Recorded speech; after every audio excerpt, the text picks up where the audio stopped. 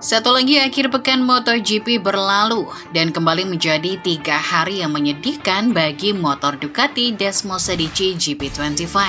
Balapan Grand Prix Portugal hari Minggu berakhir dengan hasil finish ke-8, ke-15, dan sebuah kecelakaan bagi para penggunanya. Namun, setidaknya ada sedikit kabar baik. Posisi finish ke-15 yang diraih oleh Nicolo Bulega berhasil memberikan tim pabrikan Ducati poin Grand Prix pertama mereka.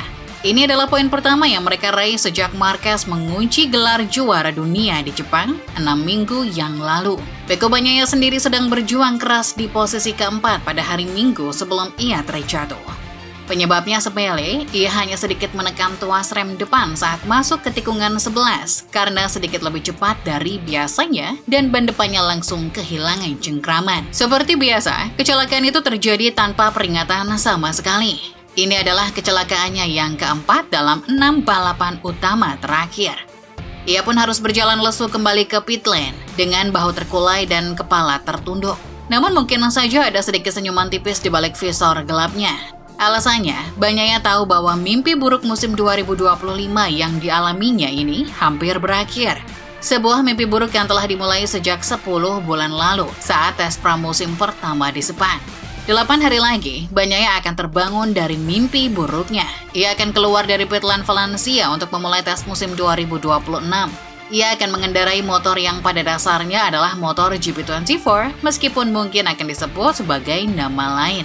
Sesi tes 1 hari di Valencia biasanya tidak terlalu berarti, namun tes kali ini akan sangat menarik untuk mengamati Bagnaia dan Fabio Di Giannantonio yang juga menggunakan GP25. Hal itu akan menjadi hari kebebasan bagi mereka.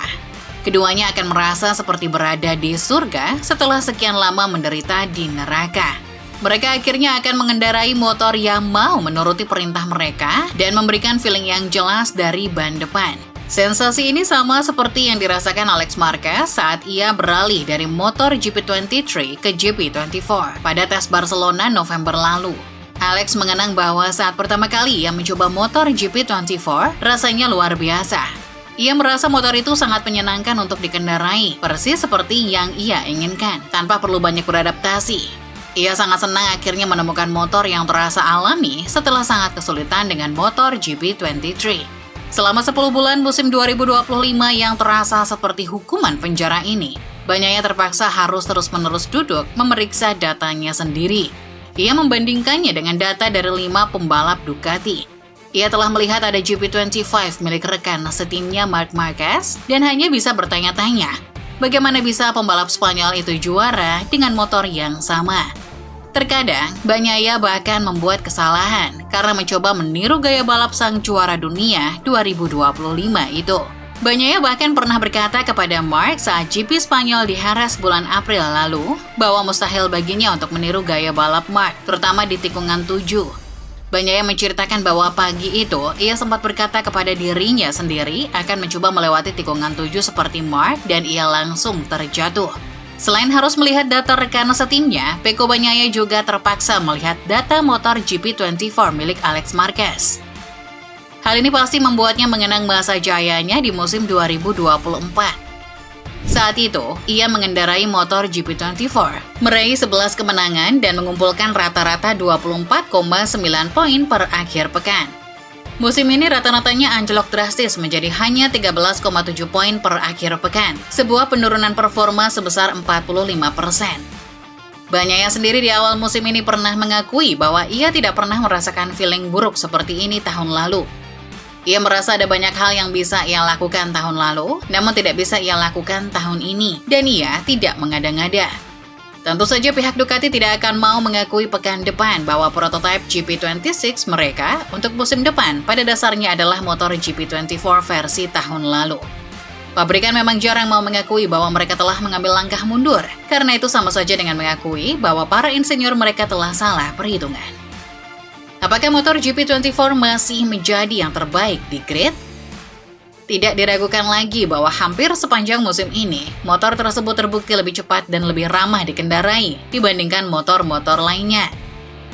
Namun, kini mungkin saja motor RSGP milik Aprilia adalah yang terbaik. Kita harus berhenti sejenak dan memikirkan fakta ini. Salah satu dari 4 rival Ducati akhirnya berhasil membuat motor yang lebih baik daripada motor Desmosedici GP24 spek tahun lalu.